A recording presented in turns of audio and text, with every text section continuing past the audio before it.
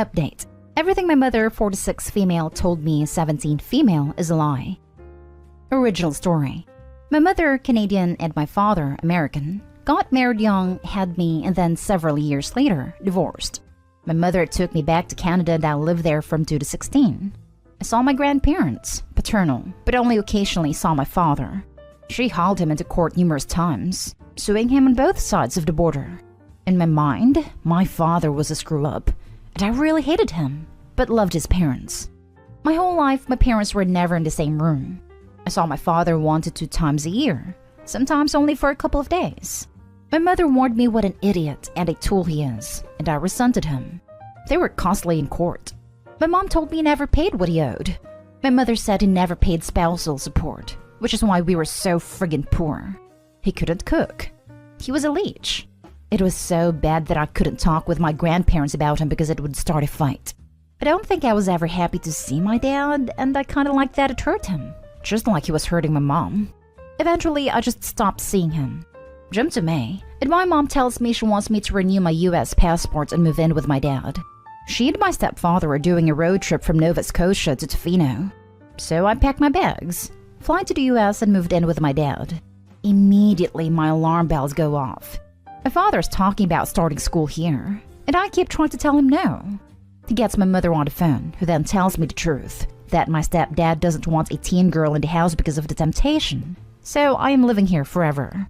My mother quit her job, is selling her stuff and taking up with him, and I'm out. I've been here since June, and nothing my mother ever told me about my father is true. At first, it was little things. He can totally cook, and isn't a complete numbskull like she told me. He has a really interesting job that I had never even heard of. This whole family's like the Brady Bunch. My father has a great job. My stepmother runs her family business, and I have a younger sister and 2 brothers. My father kept photos of me. My father has items my mom and Nana sent him, and I'm just so angry that nothing was the truth. I was terrified to come here because of what my mom told me about the crime. It isn't true at all. My mom warned me about the food. Again, nothing is true. My whole life was one big BS. So I asked my dad why did pay spousal support, and my stepmom cleared it up. They did pay child support. My mom got remarried twice, and so the courts rejected her claims, which she also lied about. I'm so far from home that I barely know anymore. My mom is gone with some biker tool. My dad is lovely. My stepmom is lovely. My dad put me in a tiny private school where my class welcomed me and made gifts and brought me things. Still, I'm so angry. I just want to scream. Is it bad that I crawled into my bed with my stepmom and cried? I don't know how health insurance works or if we even have any, so I don't want to ask for a therapist. My dad is already taking me to get my teeth fixed. I'm mad at him for not getting me out of there sooner. My tooth hurts, but I don't know how all that works. I want to scream in my mother's face. I want to ask her why she lied for years. We lived in an awful apartment in Halifax. Where did all the money go? She lied about every single thing. No one took me seriously. No one seemed to care, and I want to know why she did this. Now I'm tempting for a creep, so I'm gone? I'm so lost. I want to ask my father about everything, but I'm terrified of the answer. Now I'm worried I'll have to go back to my mother. How do I repair things with my dad? How do I let my mother know what a horrible human she is? Has anyone ever had a toxic parent like this? Now for the top advice before reading the update. I don't know how health insurance works or if we even have any, so I don't want to ask for a therapist. We've established that your dad is a good dad, as difficult as that may be to internalize after all your mother's lies. If you tell him you need to see a therapist, I'm 100% sure he will help you figure that out. And hopefully that person can help guide you through conversations with him about what you've been through and where the 2 of you go from here. As for your mom, I don't think you need to say anything to her, unless she pulls a 180 and wants you back in her life. At which point you can tell her that's not happening. Maybe write her a letter at some point if you feel the need to put a formal cap on the relationship, but that can wait. For now, just focus on you. And I guarantee if they're well off the way Opie says, he has insurance. Taking Opie to get her teeth fixed means they likely have dental as well. It should be a breeze to get into therapy. They seem like stable people who would be very supportive of that. Definitely talk to your dad about therapy, Opie. You'll be okay. She'll pull a 180 when the creep leaves her. Then she'll go on and on about how important Opie is. how she never wanted to leave her, but felt she had to protect her, etc. Sweetie, if your dad can afford to put you in private school, then you probably have pretty good insurance. It's okay to ask for a therapist, and it's okay for you to be angry at your mom. For that matter, the private school probably has at least semi-decent counseling services. You could start there and ask if they can help you talk to your dad about the need for more specialized professional support if you're nervous to have that conversation on your own. My stepdad doesn't want a teen girl in the house because of the temptation, so I'm living here forever. What the actual heck? He actually told your mom that, and she's still with his creep? That is disgusting. He is basically saying he can't resist the temptation of violating you. That is the most awful thing I have heard. And your mom kicked you out because of it? Not him? Wow. I'm so sorry. It sounds like your mom makes horrible choices and has lied to you about things. It is totally unfair and of course painful. Unfortunately, many people have to deal with messed up parents, but I'm glad you have a good dad and stepmom. When you are ready, I think you should confront her, but I think for now you need to focus on you. Cry. Grieve the loss of the mom you thought you had. Focus on taking care of yourself. When you are done grieving, focus on making your life good. Yes, your mom is a mess, but you are not. You can have a great life despite all this. I'm sorry you have to deal with this. I think the more distance you keep from your mom, the better. Am I the only one who immediately thinks that mom is lying about this because in her own messed up way of thinking, by sending Opie off, she won't have competition from her daughter for the affection of her new husband? Obviously, she doesn't care that her daughter lives in poverty, is poorly provided for, and is alienated from her biological father, so a further lie is not out of character.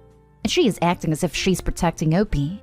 Furthermore, if the new spouse is actually a pedo, the last thing he would do is to broadcast what he really wants.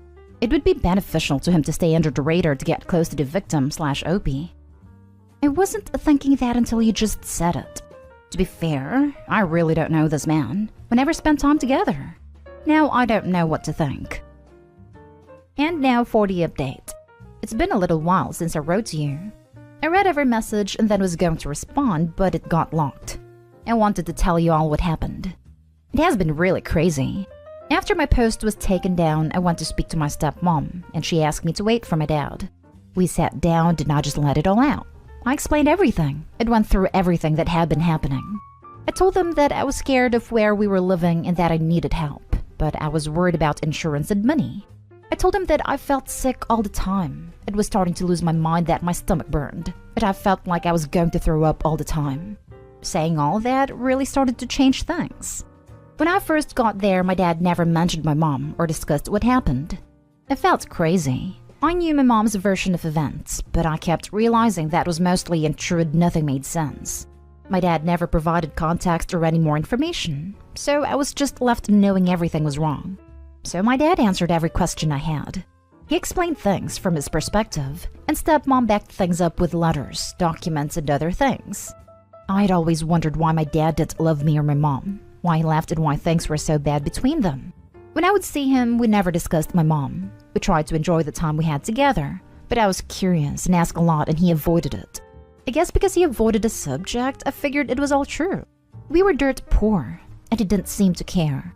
Now that I have the other side of the story and see what happened, very little of what my mom said is at all true. To help push me along, my stepmom arranged for me to get help. My stepmom took me to see a doctor and get a checkup.